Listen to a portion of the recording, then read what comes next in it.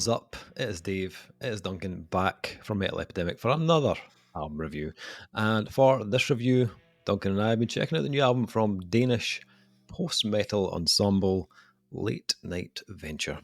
The band's new album, 5 Bones of the Extinct, was released on March 17th via Trepanation Recordings and Vinyltroll Records. So, album number 5, if you hadn't guessed. I had wondered about the V. Yeah.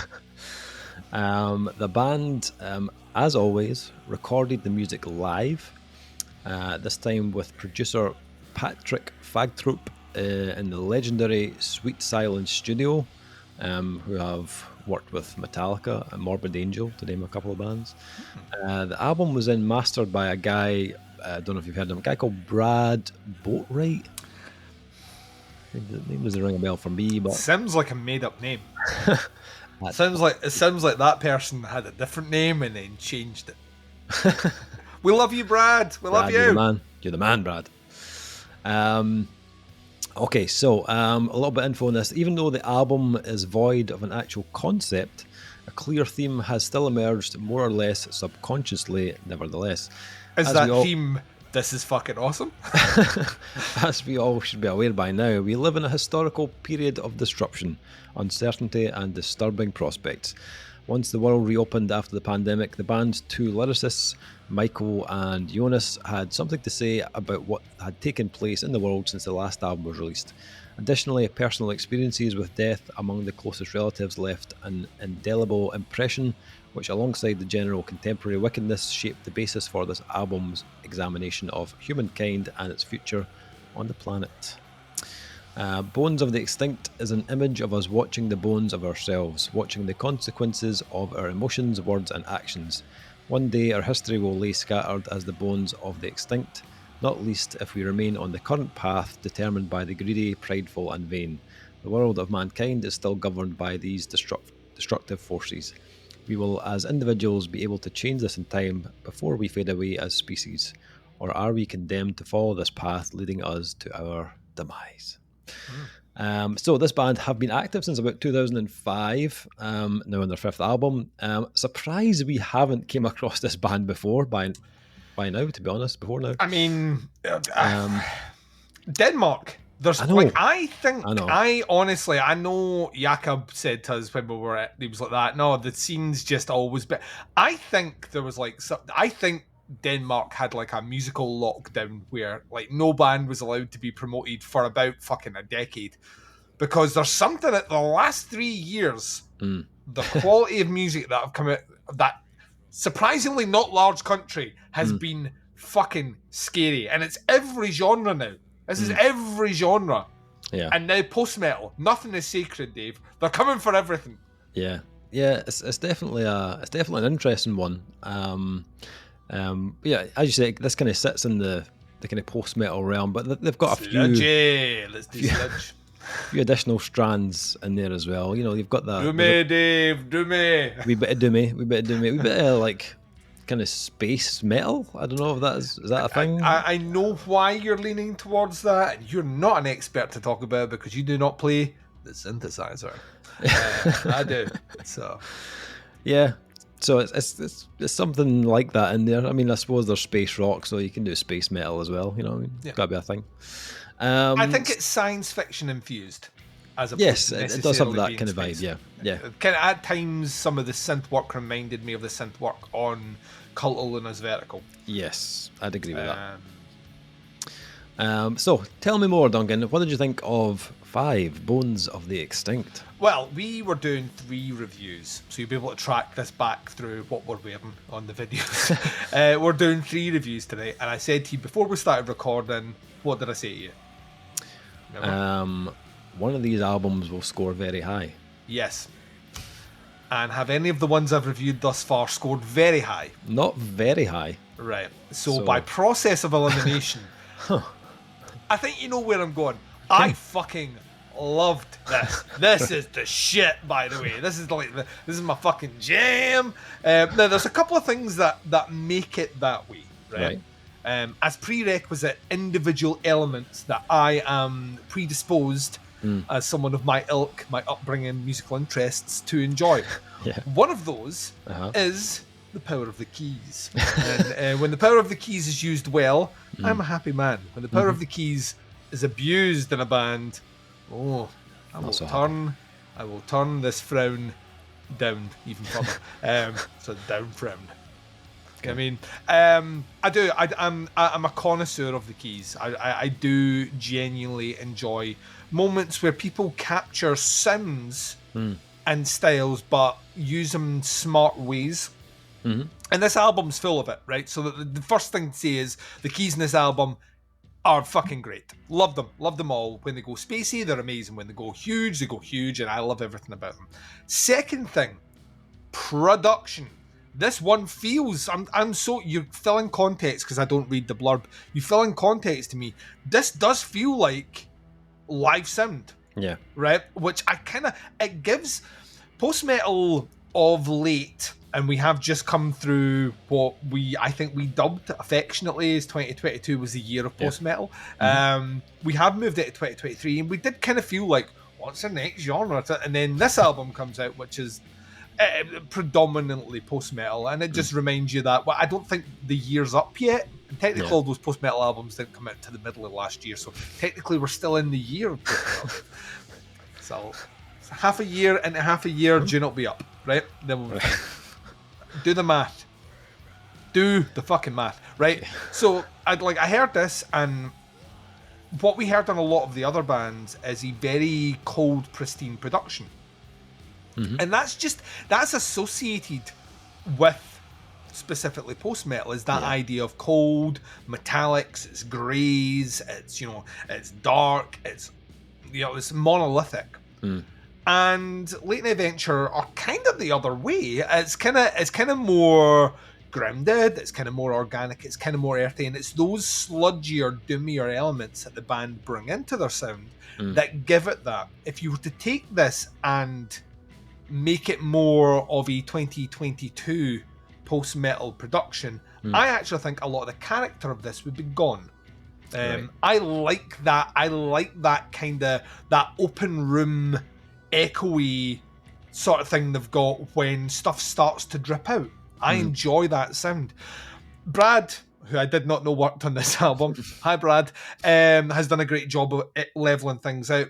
The only gripe I might have on that is I did feel overall the album, I had to really turn it up to get the that I wanted from it. But putting that on the shelf, because you can always turn things up. That's what the gain's for, Dave. That's what the gain's for. Everything's clear as a bell here. Everything's clear as a bell.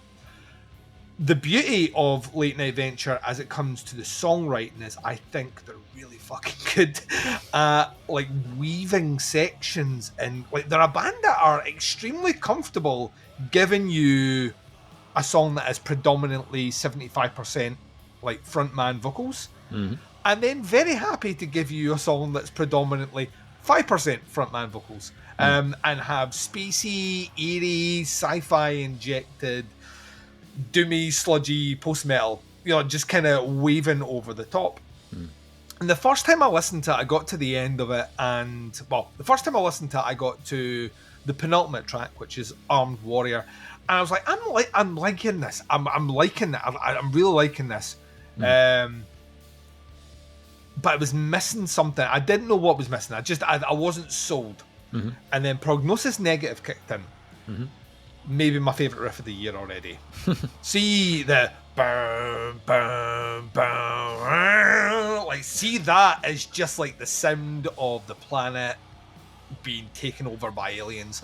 It's fucking huge. I mean, it's absolutely huge. And that track is the Rosetta Stone to the album. Once I heard that and I went back through it, all the stuff that was kind of that's kind of cool became, oh no, it's fucking excellent. It's the track on the album where I first got a full glimpse of all the layering they're doing with the keys, as well as how clever the vocals are in terms of how they're constructed, their placement, and the tone, specifically because they do that kind of post-metal, predominantly monotone-esque sort of vocal line. It was on that track that it kind of fit into place for me. And then on the second listen, which was immediately after, I was just like, I need more of this. Right back to the beginning and went through. All the parts made more sense to me on that next listen. I think it's weird to describe because you kind of almost feel at times like, oh, well, I've heard... Cult of Luna's done that, or The Ocean's done that, or you're kind of pointing at bands, but I think what Late Night Venture do really, really well is make things their own. Like, they put their own little twist on it, and, like, it's underpinned by a lot of really, really, really fucking excellent vocal lines, like, specifically, and, like, some of them don't come in. You could have, like, I think it's Reappear, which is track 3, which predominantly runs without vocals, and you don't... The weird thing about it is you don't miss them when they're not there. And that's not because they're, you know, uninspired or unopposing in previous tracks. It's just you get lost in the music. And then those vocals kick in towards the end. And when they were hitting in, I was just like, fucking hell. Like I'd almost completely forgotten that they had vocals. Like, it's weird. And on the more I listened to it, the more I kind of found myself at times, like, just really enjoying the fucking balls of a band to do that. You know, like a band to say, right, this, like, what you're listening to right now, the focal point isn't about what we're singing about, it's the way we're playing the song. And I got transfixed. And they do that a lot. They do that through Reappear and into Hate Speech, and a little bit of Prognosis Negative as well, where there's a kind of open sections where they build it back up. The keys are kind of layered as well, which I really enjoy. It's never one singular tone, although they do kind of do that in parts. What I loved about it is you get a kind of almost contrast between these huge atmospheric sort of strings, but also these kind of retro 70s kind of sci-fi sort of synthy sims as well, which I fucking love. Once again, we've mentioned this band tonight, but it did remind me a little bit of The Sword when they were talking to us on the tour. And I can't remember the name of the album now, but it was a fucking great album. Second last album that they released. You can go back and check it out. They talked about like really kind of getting geeky about synth sounds and, you know, trying to get things that would fit the music as opposed to sitting there and fucking around with modulators to try and find something they could fit in. That's kind of what I got here. It's not like the Sims are varied enough, but at no point did I feel like, oh, wrong error. You know, it was never that way at all. It just kind of it just fit so fucking well. And then the music, I loved it. Like, it has a repetitive nature about it. It sits in that kind of sludgy post-metal doomy world where a riff will run, and sometimes it's okay to sit with that riff and just let it. But I think they do enough with those riffs to make them really interesting, and a lot of that once again comes down to, you know, on the fifth time it's coming back round, some keys come in just to you know, expand it out, or something changes, or a vocal line comes back when you're not expecting it. So across the board, I was kind of transfixed by this. I love this. I think it has a really roomy, raw, organic side, which is almost button heads in the nicest possible way. You know, like how like sheep have sex. You know how like, fucking they bang the smoosh their stuff. I mean, I don't know if that's how sheep have sex. I'm just extrapolating. But no, it butts heads with a style which is usually demanding of something so much colder. And it doesn't have that. There's a reverby kind of roomy quality about it, which, like your press statements kind of articulated the reason behind that. But it kind of elevates the sound. It makes it more interesting. It gives it more depth. I think this is fucking great. I kind of they had me in. And yes, a lot of that has to do with synths. I'm not ashamed to say that. You put good synths in a band, it will make your band better. You put bad synths in a band, it will bring your band down. They've got the best version of it. This is fucking great. Yeah, once again, another Danish band that have come to my attention. 5 albums in since 2005. Yeah. And it's just it's fucking brilliant. I really, really, really, really like this one. I'm very, very, very happy that you picked this, because otherwise I don't know how I would have ever heard this.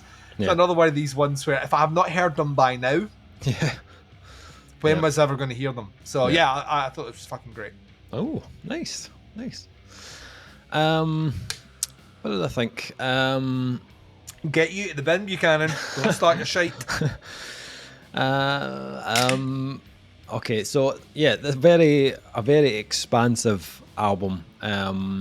Not something that's full of kind of conventional like verse chorus type tracks.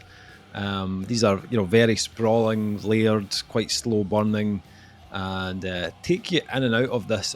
Almost, I got almost kind of like a post-apocalyptic feeling, but with that kind of post-metal. And it's against this kind of cosmic kind of background, and it can be quite a challenging listen due to the kind of the dense kind of layered arrangements. There's a lot of nuance here that you'll maybe not pick up on the first listen. So you need to. I think the repeat spins of this do kind of improve the listen to kind of fully soak it in. And it took me a few listens to kind of get it. But once I did, it started to click more into place. I did love the atmosphere on this. I think it's got a huge like post-metal side, like as you said, a very Cult of Luna-esque vibe. But it's also got this very atmospheric kind of space-themed background, which for me was kind of the element that separates them from other bands. It gives almost the same effect as like adding in like a post-rock element, but they've given it their own kind of spin with a more kind of spacey vibe. And I think it does add to the kind of size of the album. I think tracks like Mammoth, they sound huge from the get-go. And it's primarily because of that kind of layer of synths and atmosphere sitting in the background. It almost reminded me of a more post-metal Willhaven. Like I found very similar tones between the two bands. That Mammoth track in particular had a bit of a kind of Willhaven vibe in the kind of synths. But I feel like that element, that layer, all does really kind of hang this album together as well. I think if you take that spacious element out, this becomes a very different album, and probably one that wouldn't sound as interconnected as it does. I loved all the different textures, the levels of contrast they use on this release. There are tracks that kind of build from the ground up, like Reappear, for example, which is very clean and picked. Which was a little bit kind of mountaineer to begin with in the guitars, but then the layers start to come in with the synths, bit of percussion and bass, and it starts to develop into this kind of moment of release where they go into a much kind of heavier domain. Vocally, it pretty much sits within that kind of like very kind of scorched kind of vocal tone that you associate with the kind of post-metal releases. There's not like a huge amount of variation, but there's a couple of kind of cleaner moments that are kind of like a low kind of baritone vocal, it's almost spoken word as well. You hear it on tracks like Hate Speech, so that adds a slightly kind of darker tone in certain tracks. I'm not sure if I loved it, to be honest. I think it's more a texture thing than it is necessarily it's like a vocal thing, if you know what I mean. I think it's to add something. I wouldn't disagree with you there. Disagree with you there. I found it a wee bit distracting. I don't know if that was because when I heard it, it kept reminding me of Iron Lung from Scissor Fight. Oh, fucking hell.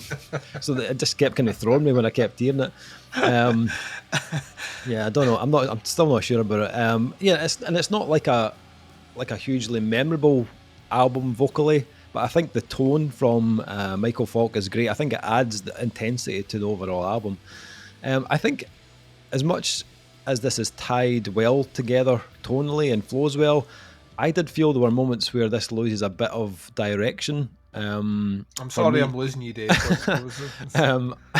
Armed Warrior was one that kind of goes in this like 3-minute expedition of just like weirdness, like weird space synth like noises. Awesomeness, yep, I get you. I hear what you're saying. Awesome spacey synth, yeah, Dave, yeah. I heard it as well, it's great. And although it does come back to the original riff from the start of the track, I felt like it kind of wandered a little bit too much. And it there was nothing there that made me want to kind of come back to it again. I know you love the synth, so that was enough for you. But for me, Fuck you, Dave. it was missing something. I think I agree with you. I think they finish off the album extremely well. I think. Oh, that riff, man! Like, that I want last that riff play. That's my funeral march. You walk with the coffin and go, like, just fucking. They play my coffin like a guitar using that riff. We'll string it up. I think, Prognosis Negative for me, it felt like probably one of the most complete tracks on the album. It was probably my favourite track on the release in terms of the kind of arc of the track. I liked the way it built and gave you like lots of peaks and valleys throughout. But I thought the way they used the synths and atmosphere on this one was very well placed, and it felt like it elevated it in the right ways to give it those kind of highlighted moments throughout the track. Okay, production-wise, I think. Did you have to turn this up? Yes. Right, cool. It's not just me. Like, no. It's very evenly leveled, and that you can pick everything out, but it is quiet. Yes, I think they've done a good job in terms of they give the synths plenty of presence. I didn't feel like they were overpowering in the mix, and I think the choice to record this live works in the band's favour for the most part. It sounds live, so it maybe lacks like that kind of like that sheen or polish that you normally get from like a kind of high studio finish album.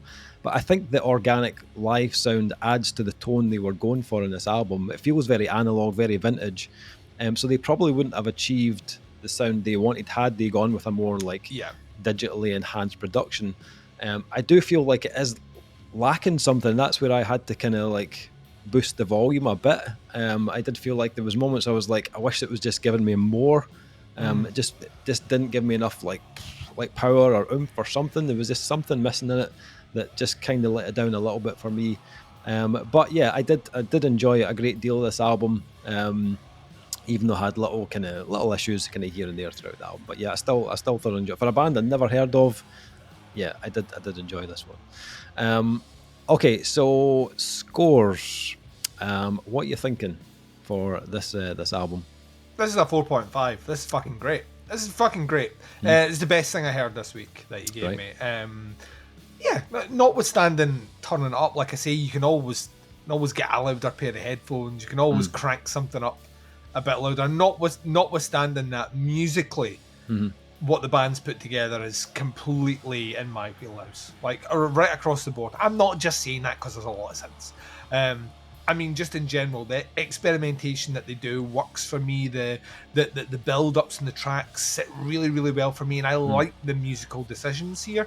I also like the confidence of a band that is happy to play with all those textures and forgo the aspect that a lot of bands feel has to predominantly be in every track, which is the vocals. The understand. At times, it's weird that they use the vocals as the distortion pedal. Like, that's the bit that's when you know the track's gone heavy because the vocals come back. Yeah. Small choices like that are just really, really interesting and against the grain. I love the kind of the roomy, analogy kind of all in a room together playing vibe on it, because once again is against what I expect from the genre that they predominantly sit. It's usually the other way around, and it adds a quality to them that makes them kind of stand out. Also gives me a huge amount of respect for them, because that can't be easy. Doing it that way. It must surely be much easier doing it the other way and piecing stuff together through different playthroughs. So I gain a bit more respect for them that way. And then lastly, like, I think this is the sort of album that I will remember at the end of the year. You know what I mean? I'm going to definitely come back to it, and I will remember it at the end of the year because of not only because of all the good choices they make musically, but at times because of the roughness of it. So yeah, it's a 4.5 for me. I think this is absolutely fucking great. Like, really, really, really enjoyed this. Nice. For me, it's probably a 3.5. Brad Boatwright just threw something across the fucking room right now. I enjoyed a lot of it. I just felt like it did kind of wander a little bit for me, too much at times. And the production, I'm kind of on the fence on. Like, I like the organic tone of it, but I don't know if it's because I'm used to post-metal albums sounding so like huge. I think that's what it is, And when I hear this, I'm like, it feels maybe not as powerful. There's something, it might be that. But I think they got the tone of this album spot on. I think it feels very well connected as an album. So yeah, I'm kind of gutted that I'm just hearing about them now at 5 albums in. Sounds like we have homework to do. Yes, Did you listen to any of the previous stuff? No, I haven't. Right, no. so we do have homework to do then. Yeah. So. Yeah, I'm looking forward to checking more out, and they're now on my radar, so I'll definitely be keep my eye open for more stuff from them. So yeah, so this is the new album from Late Night Venture. It's called 5 Bones of the Extinct, due out on March 17th on Trepanation Recordings and Vinyltroll Records. Links below to the band and their Bandcamp. Check it out. Let us know what you think. Stick some comments in below. That is the review. Thank you so much for checking it out. Much appreciated. We'll be back with another review very soon, but until then, take care. Speak to you soon. Bye, everyone.